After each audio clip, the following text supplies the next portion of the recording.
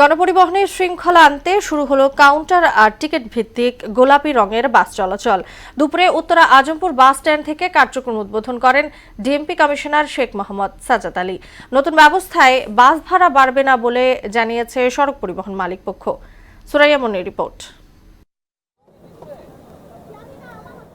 রাজধানীতে শুরু হয়েছে গোলাপি রঙের বাস চলাচল। আব্দুল্লাপুর হয়ে বিভিন্ন রুটে টিকিট ও কাউন্টার ভিত্তিক ২১টি কোম্পানির বাস চলবে। টিকিট বিক্রির জন্য প্রস্তুত হয়েছে বুথ।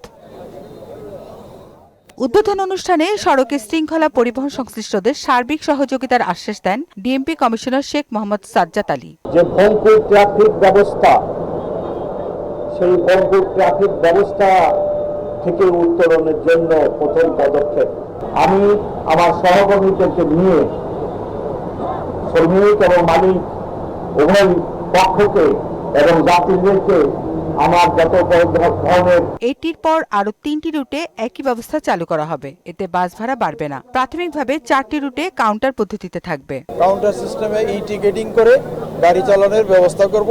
সেই আমাদের কমিটমেন্ট যে দিয়েছিলাম আমরা ১৯-১২-তে, সেটা আজকে বাস্তবায়ন করলাম। কোনোভাবেই যাত্রী হয়রানি বা বেশি ভাড়া নেওয়া সাপোর্ট করি না, করবো না। গোলাপি রঙের এসব বাসে টিকেটিং ব্যবস্থা থাকবে। টিকিট ছাড়া গাড়িতে ওঠা যাবে না।